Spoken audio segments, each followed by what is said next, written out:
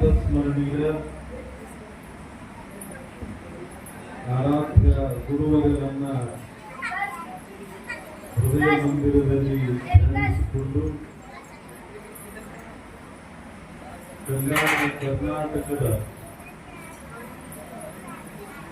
ಆರಾಧ್ಯ ದೈವನಾಗಿರ್ತಕ್ಕಂಥ ಸಕಲ ಜೀವಾತ್ಮರಲ್ಲಿ ನೈರ್ಮಲ್ಯ ಬಯಸಿ ದನ ಕರು ಪಶು ಪಕ್ಷಿಗಳಲ್ಲಿಯೂ ಕೂಡ ದೇವರನ್ನ ಕಂಡಿರ್ತಕ್ಕಂಥ ಮಹಾದಾಸೋಹಿ ಶ್ರೀ ಶರಣಬಸವೇಶ್ವರರನ್ನ ಮನೋಮಂದಿರದಲ್ಲಿ ಧ್ಯಾನಿಸುತ್ತಾ ಕಲಬುರಗಿ ನಗರದ ನೃಪತುಂಗ ಕಾಲೋನಿಯ ಸಂತ ಶಿವಲಾಲ ಈ ನಗರದ ಪುಣ್ಯ ಸ್ಥಾನದಲ್ಲಿ ನಿಮ್ಮೆಲ್ಲರ ತಮೋಮನ ಧನದಿಂದ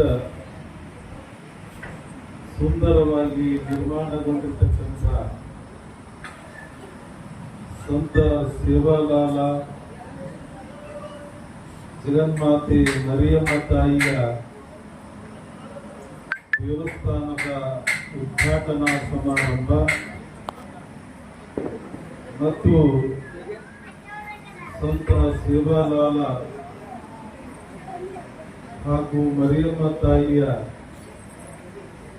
ಸುಂದರವಾದಂತಹ ಮೂರ್ತಿ ಪ್ರಾಣ ಪ್ರತಿಷ್ಠಾಪನಾ ಸಮಾರಂಭದ ಈ ಸುಂದರವಾಗಿರ್ತಕ್ಕಂಥ ಭವ್ಯವಾದ ಮಂದಿರದಲ್ಲಿ ತಮ್ಮ ಮನ ಧನದಿಂದ ಸೇವೆಯನ್ನು ಸಲ್ಲಿಸಿ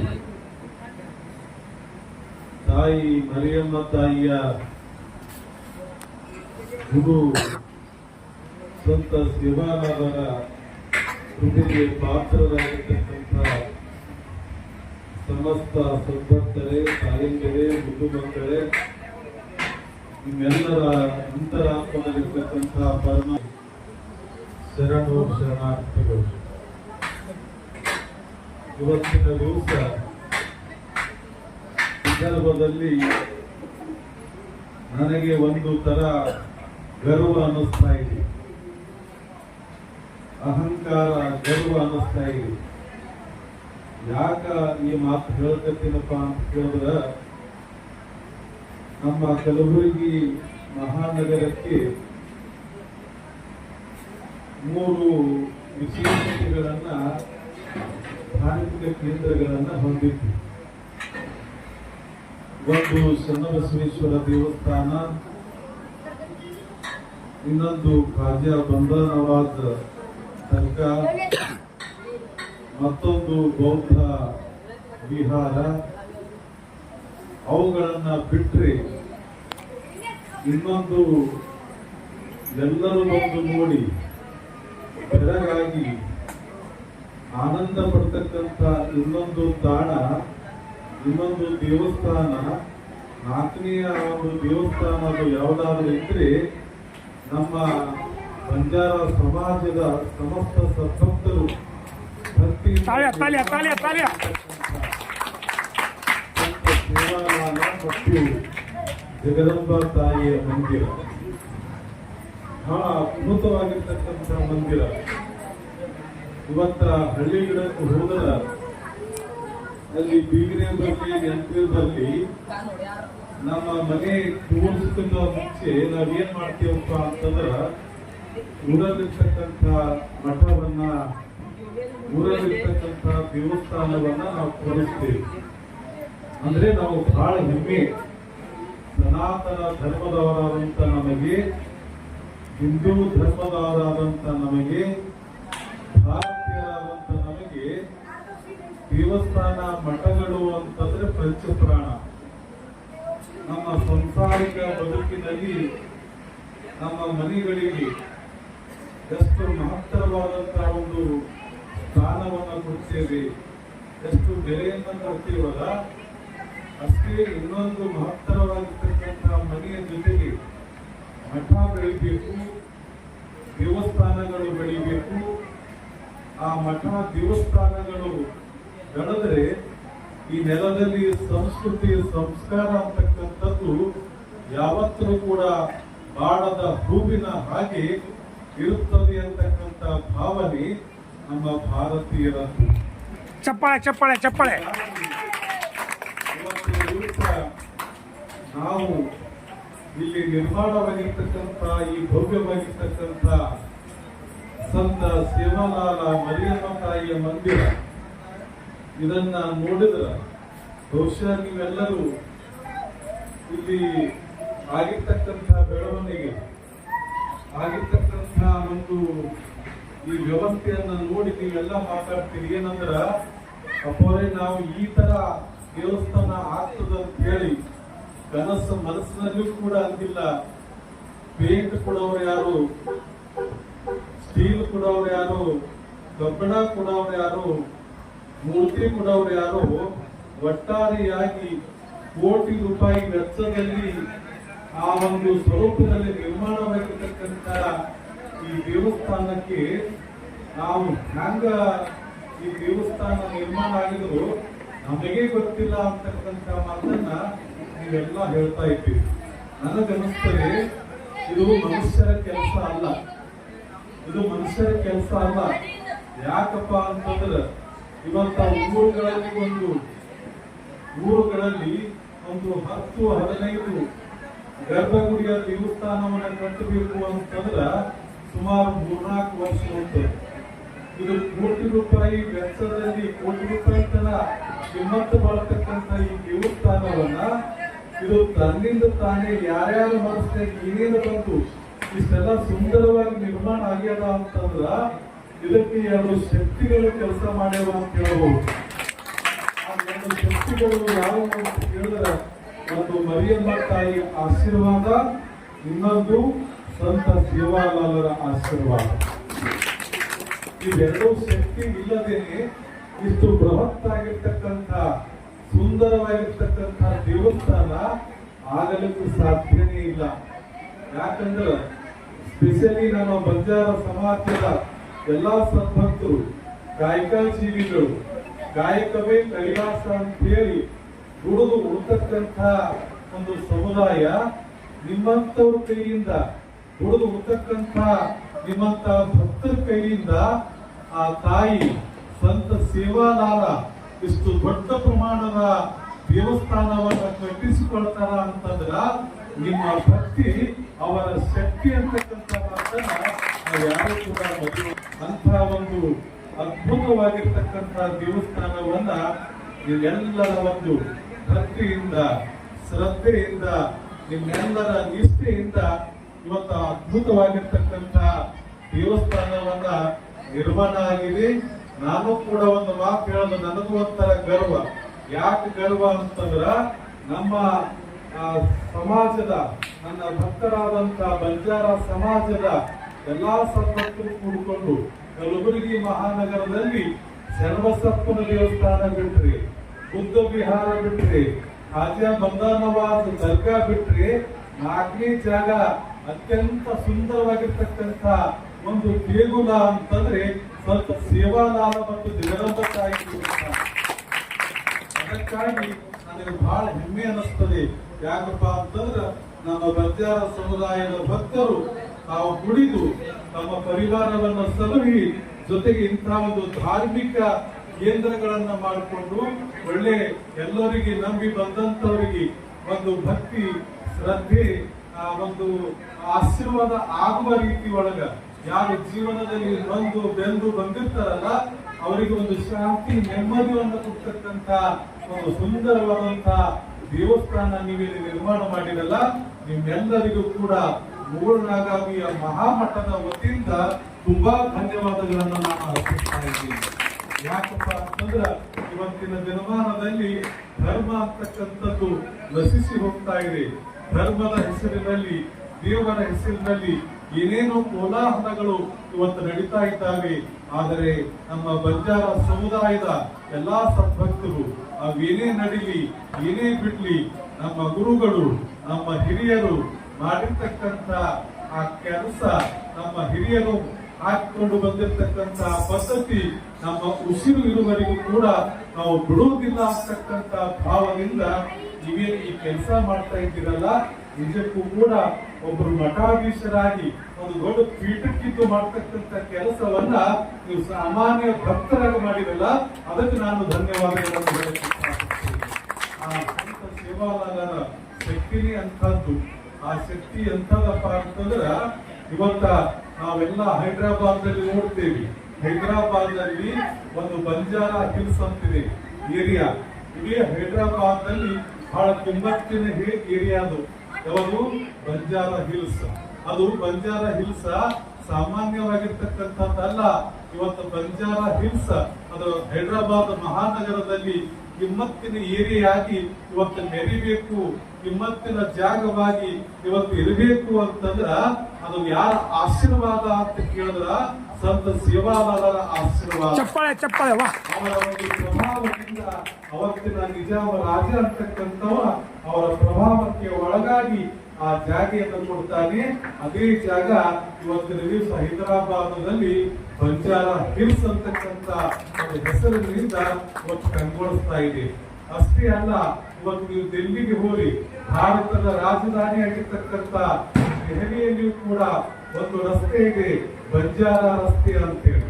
ಬಂಜಾರಾ ರಸ್ತೆ ಅಂತದ ಅದು ಕೂಡ ಇವತ್ತಿನ ದಿವಸ ಭಾರತ ದೇಶದ ರಾಜಧಾನಿಯಾಗಿರ್ತಕ್ಕಂಥ ಆ ದೆಹಲಿಯ ಮಹಾನಗರದಲ್ಲಿ ಬಂಜಾರಾ ರಸ್ತೆ ಅಂತಕ್ಕಂಥದ್ದು ಇವತ್ತಿಗೂ ಕೂಡ ತನ್ನ ಪ್ರಭಾವ, ತನ್ನ ಒಂದು ಘನತೆ, ಗೌರವವನ್ನ ಇವತ್ತು ಕಾಯ್ಕೊಂಡು ಬಂದದಂದ್ರ ಅದು ಕೂಡ ಯಾರ ಆಶೀರ್ವಾದ ಅಂತ ಕೇಳಿದ್ರ ಅದು ಕೂಡ ಸಂತ ಸೇವಾಲಾಲ ಮಹಾರಾಜರ ಆಶೀರ್ವಾದ ಅಂತ. ಇವತ್ತು ಯಾಕಂತಂದ್ರ ಯಾಕೆ ಈ ಮಾತನ್ನು ಹೇಳ್ತಾ ಇದ್ದೀನಪ್ಪ ಅಂತಂದ್ರ ಒಬ್ಬ ಸಂತ, ಒಬ್ಬ ಶಿವಯೋಗಿ ತನ್ನ ತಪಶಕ್ತಿಯಿಂದ ಜನಸಾಮಾನ್ಯರಿಗೆ ಅಷ್ಟೇ ಅಲ್ಲ, ರಾಜ ಮಹಾರಾಜರಿಗೂ ಕೂಡ ತಲೆ ಬಾಗಿಸುವಂತ, ಅವರ ತಲೆ ತಗ್ಗಿಸುವಂತ, ಅವರಿಗೆ ಆಶೀರ್ವಾದ ಮಾಡುವಂತ ಒಂದು ಶಕ್ತಿ ಅದು ಒಬ್ಬ ಸಂತನಲ್ಲಿ ಇರ್ತದೆ. ಅಂತ ಸಂತರು ಯಾರು ಅಂತ ಕೇಳಿದ್ರ ಸಂತ ಸೇವಾಲಾಲ ಮಹಾರಾಜರು. ಅವರ ವಿಚಾರಗಳು ಏನಿತ್ತು ಅಂತ ಕೇಳಿದ್ರ ಬಹಳ ಬಡತನದಲ್ಲಿ ಇರ್ತಕ್ಕಂಥ ನಮ್ಮ ಜನತೆ, ಬಹಳ ಒಂದು ಊರನ್ನು ಬಿಟ್ಟು ಬೇರೆ ಊರಿಗೆ ಹೋಗಿ ಬದುಕನ್ನು ಮಾಡ್ತಕ್ಕಂಥ ನಮ್ಮ ಜನತೆ, ಅವರಿಗೆ ಸಂಸ್ಕಾರ ಇರಬೇಕು, ದಾಸೋಹ ಭಾವನೆ ಇರಬೇಕು, ಭಕ್ತಿ ಇರಬೇಕು. ಅವರು ಎಲ್ಲೇ ಅಡವಾಗಿದ್ದರೂ ಕೂಡ ಶಾಂತಿ ನೆಮ್ಮದಿಯಿಂದ ಇರಬೇಕು ಅಂತಕ್ಕಂಥ ಒಂದು ವಿಚಾರ ಅದು ಯಾರ್ದಾಗಿತ್ತು ಅಂತಂದ್ರ ಸಂತ ಸೇವಾಲಾಲ ಮಹಾರಾಜರದಾಗಿತ್ತು. ಇವತ್ತಿನ ದಿವಸ ನೀವೆಲ್ಲರೂ ಅಡವಿಯಾಗಿದ್ದರೂ ನೆಮ್ಮದಿ ಆಗಿದ್ದೀರಿ, ಊರಾಗಿದ್ದವರು ಕೂಡ ನೀವೆಲ್ಲ ನೆಮ್ಮದಿ ಆಗಿದ್ದೀರಿ ಅಂತಂದ್ರ ಇದಕ್ಕೆ ಪ್ರೇರಕ ಶಕ್ತಿ ಯಾರು ಅಂತಂದ್ರ ಸಂತ ಸೇವಾ. ಚಪ್ಪಾಳೆ ಚಪ್ಪಾಳೆ ಚಪ್ಪಾಳೆ ಚಪ್ಪಾಳೆ. ಸಂತ ಸೇವಾಲಾಲ ಮಹಾರಾಜರ ಭವ್ಯವಾಗಿರ್ತಕ್ಕಂಥ ಮಂದಿರವನ್ನ, ಜೊತೆಗೆ ಮರಿಯಮ್ಮ ತಾಯಿ ಬೇರೆ ಅಲ್ಲ, ಜಗದಂಬ ತಾಯಿ ಬೇರೆ ಅಲ್ಲ, ಪಾರ್ವತಿ ತಾಯಿ ಬೇರೆ ಅಲ್ಲ, ಆ ಆದಿಶಕ್ತಿಯ ಸ್ವರೂಪವೇ ಮರಿಯಮ್ಮ ತಾಯಿ. ಇವತ್ತ ಆ ತಾಯಿ ಜೊತೆಗೆ ಹಾಗೆ ತಾಯಿ ಮಗ ಒಂದೇ ಕಡೆ ಇರ್ತಾರ ಅನ್ನುವ ಹಾಗೆ ತಾಯಿಯಾಗಿ ಇಲ್ಲಿ ಜಗದಂಬ ತಾಯಿ ಮರಿಯಮ್ಮ ತಾಯಿ ಇದ್ದಾಳೆ. ಮಗನಾಗಿ ಸಂತ ಸೇವಾಲಾಲ ಮಹಾರಾಜರು ಕೂಡ ಇಲ್ಲಿ ವಿರಾಜಮಾನರಾಗ್ತಾರೆ. ಮುಂಬರುವ ದಿನಗಳಲ್ಲಿ ಭವ್ಯವಾದಂತಹ ಈ ಮಂದಿರವನ್ನು ಕಟ್ಟಿರಿ.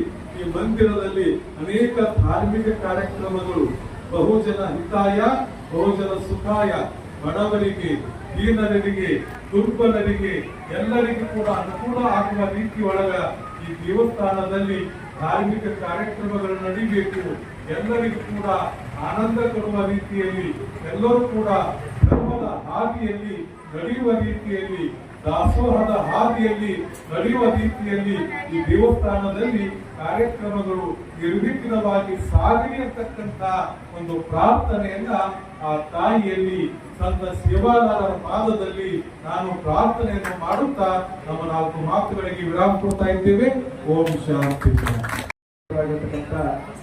ಶ್ರೀ ಶರಣಬಸವೇಶ್ವರರ ಆರಾಧ್ಯ ದೈವರಾಗಿರ್ತಕ್ಕಂಥ ಯಲ್ಲೇಶ್ವರ ಸಿದ್ಧಲಿಂಗ ಮಹಾಸ್ವಾಮಿಗಳು, ಅಭಿನವ ಸಿದ್ಧಲಿಂಗ ಮಹಾಸ್ವಾಮಿಗಳು ಶ್ರೀಮಠಕ್ಕೆ ಇವತ್ತು ನೃಪತುಂಗ ಕಾಲನಿಯ ಈ ಸಂತ ಶ್ರೀ ಸೇವಾಲಾಲ್ ಮಹಾರಾಜರ ಮತ್ತು ಮರಿಯಮ್ಮ ದೇವಿಯ ದೇವಸ್ಥಾನಕ್ಕೆ ಆಗಮಿಸಿ ತಮ್ಮ ಪಾದಕಮಲಗಳನ್ನ ಈ ಮಂದಿರದಲ್ಲಿ ಇರುವಾಗ ಹೇಳ್ತಾ ಇದ್ದಾರೆ ಅಪ್ಪರು.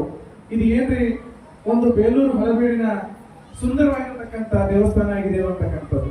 ಆಮೇಲೆ ಅಪ್ಪಾಜಿ ಅವರು ಮಾತಾಡ್ತಾರೆ, ಈ ಭಾಗದಲ್ಲಿ ಕಲಬುರಗಿಯ ಶರಣಬಸವೇಶ್ವರ ಖಾಜಾ ಬಂದೇ ನವಾಜ ಬುದ್ಧ ಮಂದಿರದ ನಂತರದಲ್ಲಿ ಬಂಜಾರ ಸಮಾಜದ ಈ ಸಂತ ಶ್ರೀ ಶಿವಾಲಾಲ್ ಮರಿಯಮ್ಮ ದೇವಸ್ಥಾನ ಆಗಿದೆ ಅಂತ ಹೇಳಿದ್ರೆ ಇದು ಈ ನೃಪದುರ್ಗ ಕಾಲನಿಗೆ ಅಷ್ಟೇ ಅಲ್ಲ, ಇಡೀ ಬಂಜಾರ ಸಮಾಜಕ್ಕೆ ಅಪ್ಪಾಜಿಯವರ ಆಶೀರ್ವಾದ ಆಗಿದೆ ಅಂತಕ್ಕಂಥ ಮಾತನ್ನ ಈ ಸಂದರ್ಭದಲ್ಲಿ ಹೇಳ್ತಾ ಇದ್ದೀನಿ.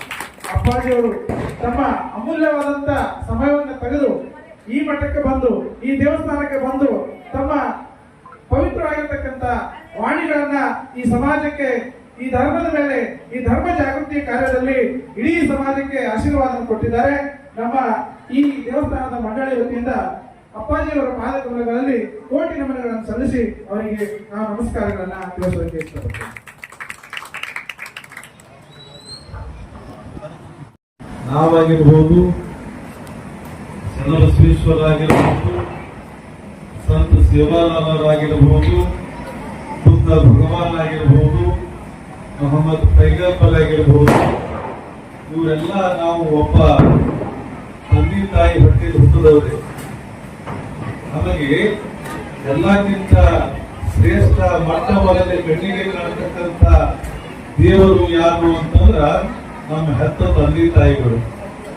ಇದಕ್ಕೆ ಉದಾಹರಣೆಯಾಗಿ ನಮ್ಮ RLC ಅವರು ಬಹಳ ಜನ ಅಂದ್ರೆ ನನಗೆ ಒಂದು ವಿಶೇಷ ಅನಿಸ್ತು, ಇದ್ದು ಹೇಳ್ತೀನ, ಬಹಳ ಜನ ವಯಸ್ಸಾದ ತಂದೆ ತಾಯಿ ಕೇಳ್ಕೊಂಡಿರ್ತಾರೆ. ಆ ಟೈಮಿಗೆ ಹೋಗಿ ಏನಂತಾರ, ಯಾಕಂತಪ್ಪ ಆಯ್ತು ಅವ್ರ ವಯಸ್ಸಾಯ್ತು ಬಿಟ್ಟು ಬಿಡು ಅಂತಾರೆ. ಆದ್ರೆ ರಾಜು ಅವರ ತಾಯಿ ಕೇಳ್ಕೊಂಡು ತಿಂಗಳಾದ್ರೂ ಕೂಡ ಅವನಿಗೆ ಹೆಂಗಾಗಿದೆ ಅಂತಂದ್ರ ಅವಾಗೇ ಜನ್ಮ ಕೊಟ್ಟು ಸಣ್ಣ ವಯಸ್ಸಿನ ಅಲ್ಲಿ ತಾಯಿ ತೀರ್ಕೊಂಡು ಫೀಲ್ ಆಗ್ಯದ ಅವನಿಗೆ. ನಾಂತ ವಯಸ್ಸಾಗ್ಯದಪ್ಪ ಏನ್ ಚಿಂತೆ ಮಾಡ್ತೀನಿ ಅಂತಂದಾಗ ಆ ತಂದನು ಸಣ್ಣವಳಿದ್ರು ತಾಯಿಗೆ, ವಯಸ್ಸಾದರೂ ತಾಯಿಗೆ, ಆ ತಾಯಿಯನ್ನ ಕಳ್ಕೊಂಡು ಇವತ್ತು ನಾವು ಪರದೇಶಿಯಾಗಿವಿ ಅಂತಕ್ಕಂಥ ಮಾತನ್ನು ಹೇಳಿದ್ವಿ. ಅದಕ್ಕೆ ನಾ ಈಗ ಯಾಕೆ ಈ ಮಾತು ಹೇಳಕತ್ತೀನಪ್ಪ ಅಂತಂದ್ರ ತಂದೆ ತಾಯಿಗಿಂತ ದೊಡ್ಡ ದೇವರು ಯಾರು ಅಲ್ಲ. ಅದಕ್ಕ ಈ ಸಂದರ್ಭದಲ್ಲಿ ನಮ್ಮ ಕಮಿಟಿಯವರಿಗೆ ಇಲ್ಲಿ 2 ವಾಕ್ಯಗಳನ್ನು ಬರ್ಕೊಟ್ಟಿವಿ. ಏನಪ್ಪ ಅಂತಂದ್ರೆ ನಾವೆಲ್ಲ ಹನುಮಾನ್ ದೇವ್ರ ಜಯ ಹುಡಿತೀವಿ, ಪವನ ಪುತ್ರ ಹನುಮಾನ್ ಕಿ ಜಯ ಅಂತೇವಿ. ಮತ್ ಪವನ್ಗೆ ಯಾಕೆ ತಗೋಬೇಕು, ಹನುಮಂತರು ಒಂದೇ ತಗೋಬೇಕು, ಅವ್ರ ತಂದೆ ಹೆಸರು. ಇನ್ನೊಂದು ಅಂತೀವಿ ಅಂಜನಿ ಪುತ್ರ ಹನುಮಾನ್ ಕಿ ಜಯ ಅಂತೇವಿ. ಯಾಕ, ಅದು ತಾಯಿ ಹೆಸರು. ಅಂದ್ರ ತಂದೆ ತಾಯಿ ಬಿಟ್ಟು ದೇವರು ಕೂಡ ದೊಡ್ಡವರನ್ನು ಆಗ್ತಾರೆ. ಇವತ್ತ ಸ್ವಂತ ಸೇವಾದಾರರು. ಹೀಗಾಗಿ ಮುಂದೆ ನೀವು ಏನೇ ಕಟ್ಟಡ ಮಾಡ್ರಿ, 2 ಕಟ್ಟಡಕ್ಕೆ ಮಾತ್ರ, ಉಳಿದ ಕಟ್ಟಡ ಏನೇ ಮಾಡ್ರಿ, 2 ಕಟ್ಟಡ ಏನೇ ಕಟ್ಟಡ ಮಾಡಿದ್ರು ಕೂಡ 2 ಕಟ್ಟಡಗಳಿಗೆ ಇಲ್ಲಿ ನಾನು ನನ್ನ ಬುದ್ಧಿಯಿಂದ ಆ ಭಗವಂತ ಹೇಳಿದ ಹಾಗೇನೆ.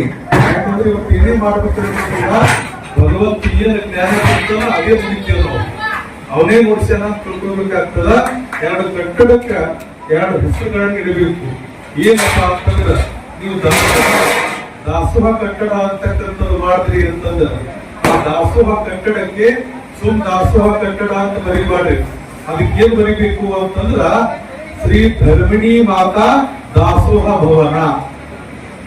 ಏನ್ ಮಾಡ್ಬೇಕು, ಶ್ರೀ ಧರ್ಮಿಣಿ ಮಾತಾ ದಾಸೋಹ ಭವನ.